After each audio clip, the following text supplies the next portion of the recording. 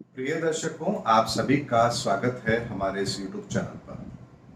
दर्शकों, delta plus variant Bharat के अंदर कोरोना का नया जो ये स्ट्रेन आया है, ये बहुत बड़ा विनाशकारी रूप लेकर के आया है, ऐसा वैज्ञानिकों का मानना भी है।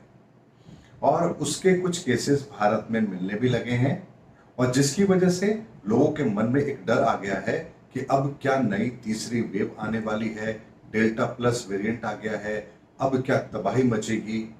दर्शकों, इस वीडियो के अंदर मैं आपको साइंटिफिकली वो बात बताने का प्रयास कर रहा हूं, और उसमें मैंने एस्ट्रोलॉजिकल अपने सारे तथ्यों को भी शामिल किया है, जिससे आपको ये समझने में आसानी होगी कि क्या डेल्टा प्लस का जो तीसरा वेरिएंट आया है, ये हमारे लिए कितना घातक है और ये क्यों आया है। दर्शकों, एक चीज को समझना है सबसे पहले कि किसी भी महामारी के 3 फेज जरूर होते हैं, यानी कि फर्स्ट फेज, सेकंड फेज और थर्ड फेज। ये इसलिए होता है क्योंकि पूरी तरह से पूरे भारत के अंदर ही नहीं, पूरे विश्व के अंदर अगर किसी तरह का कोई वायरस आया है जिसकी वजह से महामारी पैदा हुई है, तो उसको खत्म होने में एक वक्त जरूर लगता है। और उस वक्त के रहते हुए वायरस अपनी पहचान को भी बदलता है। जैसे सबसे पहले जो वायरस आया था वो कोरोना वायरस आया था, जिसे हमने कोविड-19 नाम दिया था। लेकिन जब ये वायरस पूरी दुनिया में फैला, भारत में भी आया, अमेरिका में भी गया, ब्रिटेन में भी गया, यूरोप में भी गया, हर जगह पर इसने अपना रूप बदला। और हर जगह के बदले हुए रूप को यहां पर WHO ने एक अलग नाम दिया है। भारत में जो वेरिएंट आया, डेवलप हुआ, उसे डेल्टा वेरिएंट का नाम दिया गया। यानी कि जो पहली लहर के अंदर था वो कोविड-19 था, दूसरी लहर के अंदर डेल्टा वेरिएंट पैदा हुआ, यानी कि वायरस हमारे शरीर के अंदर ही हमारे शरीर से लड़ते लड़ते अपना रूप बदल लेता है, जिसे हम म्यूटेन कहते हैं, यानी कि वायरस अपना रूप बदल लेता है। ऐसे में वायरस के रूप बदलने पर इसकी क्षमताएं भी बढ़ जाती हैं, और हमारी रोग प्रतिरोधक क्षमता के मुकाबले वो अपने आप को भी स्ट्रॉन्ग कर लेता है। यही कारण है कि दूसरी जो वेव आई वो बहुत ही खतरनाक थी, और उसने हम लोगों को संभलने का मौका नहीं दिया। लेकिन ये इसलिए भी ज्यादा खतरनाक हुई क्योंकि हमारे पास में उससे लड़ने के लिए हमारे शरीर के अंदर एंटीबॉडी नहीं थी जो उसका मुकाबला कर सके। और जितने दिन में हमारी एंटीबॉडी बनती, उससे पहले तो वायरस हमारे शरीर के अंदर अपना काम कर चुका होता था। ऐसे में अब जब दूसरे वेव के अंदर भी हम लोगों ने उसको कंट्रोल कर लिया है, ऐसे में वो वायरस अब अपने थर्ड स्टेज पर जाता है, जिसे यहां पर नया नाम दिया गया डेल्टा प्लस का। यानी कि ये वायरस का और सुधरा हुआ रूप है। वैसे तो बिगड़ा हुआ कहना चाहिए, लेकिन एक साइंस की भाषा में ये अपने आप को मॉडिफाई कर चुका है। और ये डेल्टा प्लस जो वेरिएंट है, ये बहुत ही घातक होगा, इसमें भी कोई संदेह नहीं है। लेकिन ये वायरस की एक सामान्य प्रक्रिया है जो होती है, और हर महामारी के अंदर ये होती है। वायरस का एक अपना स्वरूप है, वो इसी तरह से काम करता है। यही कारण है कि ज्यादा एंटीबायोटिक लेने पर हमारे शरीर के अंदर उस एंटीबायोटिक के असर धीरे धीरे कम होना शुरू हो जाते हैं, यानी कि वो दवाइयां उस वायरस से लड़ने की अपनी ताकत खो देती हैं, क्योंकि वायरस और ज्यादा स्ट्रांग हो जाता है। यही चीज यहां पर कोरोना के साथ भी हो रही है। लेकिन डेल्टा प्लस वेरिएंट उन लोगों को नुकसान ज्यादा करेगा जिन्हें वैक्सीनेशन नहीं हुई है, यानी जिन्होंने वैक्सीनेशन नहीं ली है, और जिनके शरीर में एंटीबॉडी भी नहीं बनी है। या यूं कहिए, डेल्टा प्लस वेरिएंट का आना कोई बड़ी बात नहीं है। लेकिन एक चीज को समझिए, कुछ केसेस का बढ़ जाना ये हो सकता है क्योंकि ये वायरस की एक नॉर्मल प्रक्रिया है। लेकिन इसे तीसरी वेव के साथ मत जोड़ के देखिए, क्योंकि कोरोना की वैक्सीन भी हमारे पास उपलब्ध है।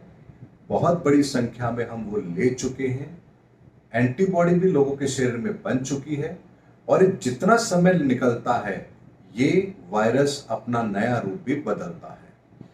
भारत के अंदर आया तो डेल्टा प्लस हो गया, अमेरिका में होगा तो इसका कुछ और नाम होगा, ब्रिटेन में होगा तो कुछ और नाम होगा, यूरोप में होगा तो कुछ और नाम होगा।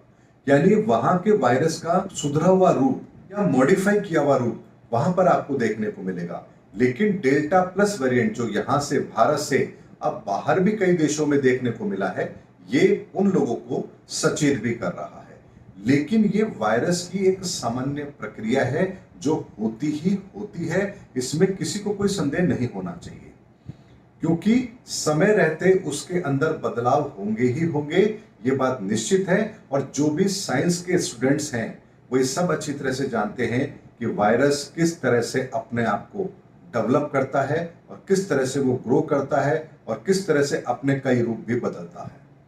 ऐसे में बिल्कुल भी चिंता हमें यहां नहीं होनी चाहिए कि कोई भयानक रूप यहां पर बनने जा रहा है, क्योंकि ग्रहों की परिस्थिति किसी भी तरीके से ऐसी कोई संभावना का कोई संकेत हमें यहां पर नहीं दे रही है। जब ग्रहों की परिस्थिति हमारे साथ हो तो यहां किसी भी विनाशकारी लीला होने की संभावना बिल्कुल लगभग समाप्त हो जाती है। ऐसे में आप देखिए, अमेरिका के अंदर भी पूरी क्षमता के साथ दर्शकों के आयोजन, यानी वो आयोजन जिनमें दर्शकों की उपस्थिति अनिवार्य हो जाती है, वो भी आयोजित होने लगे हैं। यूरोप के कई देशों के अंदर मास्क की अनिवार्यता भी खत्म होने लगी है। लेकिन ऐसा नहीं है कि वहां पर कोरोना पूरी तरह से खत्म हो गया है, लेकिन स्थिति इतनी कंट्रोल में है कि एक सामान्य रूप से समय के साथ में वो चीज खत्म भी हो जाएगी। इसको लेकर के घबराने की बिल्कुल भी आवश्यकता नहीं है। भारत के अंदर भी आप देखिए, वर्तमान के अंदर 50 से 60 हजार केसेस पर डे आ रहे हैं और उसमें से भी 7 राज्यों में उसका 70% केस तो केवल 7 राज्यों में है। ऐसे में मैं राजस्थान की यदि आपसे बात करूं तो जहां पर रोज के 16,000 केस तक पहुंच गए थे, वहां पर अब केवल 400 से 500 केस ही पर डे के रह गए हैं। जयपुर की यदि मैं बात करूं तो जहां पर 4,500 केस पर डे थे, वहां वो सिमट करके केवल 26 से 30 केसेस के बीच में आ रहे हैं। ऐसे में हमें ये नहीं सोचना चाहिए कि डेल्टा प्लस वेरिएंट आ जाने से कोई तीसरी लहर का जन्म हो गया है। तीसरी लहर का मतलब ही बहुत खतरनाक होता है और वो नहीं होगा, नहीं होगा, नहीं होगा। लेकिन कुछ केसेस का बढ़ना ये लाजमी है, क्योंकि महामारी की खत्म होने की प्रक्रिया इसी तरह की होती है। और उसके साथ में यहाँ पर वेरिएंट का बदलना, डेल्टा प्लस वेरिएंट का आना, ये भी एक सामान्य प्रक्रिया है। जो साइंस को समझते हैं उन्हें अच्छी तरह से पता है। ऐसे में जितना लंबा समय हमारा इस कोरोना से निपटने में जाएगा, कई वेरिएंट यहां पर डेवलप भी होंगे। 6 माह के बाद में आपको डेल्टा प्लस प्लस वेरिएंट भी हो सकता है सुनाई दे। लेकिन ये एक सामान्य प्रक्रिया है, किसी भी बीमारी से लड़ते समय ये होती ही होती है। इसलिए थोड़े से केसेस को बढ़ने पर आप ये मत समझिए कि तीसरी लहर आ गई है। ये सामान्य प्रक्रिया है। कुछ केसेस बढ़ सकते हैं, लेकिन ये आराम से खत्म हो जाएंगे। इसमें किसी को किसी तरह की कोई चिंता नहीं होनी चाहिए। और उसमें सबसे बड़ा रोल हमारा है कि हमें अभी लापरवाही नहीं करनी है। सरकार मुस्तैदी से काम कर रही है, वैक्सीनेशन का काम बहुत तेजी से चल रहा है, और हम भी यदि अपने आप को नियंत्रित रखेंगे तो बहुत जल्दी ये कोरोना वायरस इस दुनिया से सदा के लिए समाप्त हो जाएगा। इसमें किसी को कोई संदेह नहीं होना चाहिए। ऐसे में जो थोड़े से केसेस बढ़ने पर किसी भी शहर के अंदर, यहाँ पर भारत को अगर देखेंगे तो वहां पर केसेस नहीं बढ़ रहे हैं, लेकिन किसी शहर में अचानक से कुछ अगर केस बढ़ जाते हैं तो ये केवल और केवल इस वायरस के द्वारा अपने आप को बदलने की एक सामान्य प्रक्रिया है।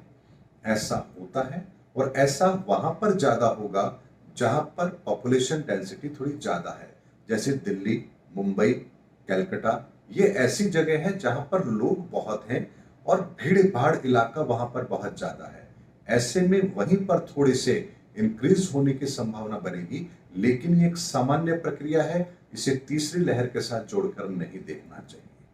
उम्मीद करता हूं दर्शकों, मैंने आपको डेल्टा प्लस वेरिएंट के बारे में स्पष्ट तौर पर आपको ये बताने का प्रयास किया है कि क्यों ये डेल्टा प्लस वेरिएंट आया है, क्योंकि एक सामान्य प्रक्रिया है, ऐसा होता ही होता है।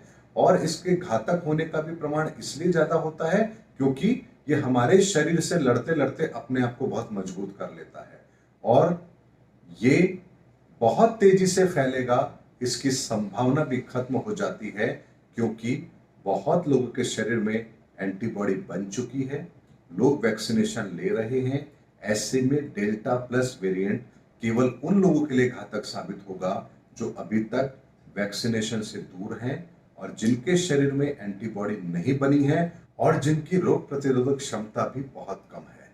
ऐसे में दर्शकों, घबराइए मत, समय हमारे पक्ष का है, ग्रहों की परिस्थिति हमारे पक्ष की है, इसीलिए हमें बहुत ज्यादा चिंतित होने की आवश्यकता नहीं है। सामान्य प्रक्रिया है, हमें अपने शहर पर फोकस करना है, अपने परिवार पर फोकस करना है, हमें फालतू की भीड़ भाड़ वाली जगहों पर नहीं जाना है। सरकार को, अपनी अपनी सरकारों को, अपने अपने स्टेट के सरकारों को हमें सपोर्ट करना है, गाइडलाइन का पालन करना है। बहुत जल्दी हम वापस से मास्क फ्री और पूरी तरह से भारत के अंदर आजादी से घूम पाएंगे। उम्मीद करता हूं दर्शकों, मेरा वीडियो आपको जरूर पसंद आया होगा। अगले वीडियो में आपसे फिर मुलाकात होगी, तब तक हमारे चैनल पर बने रहिए। जय हिंद, जय भारत।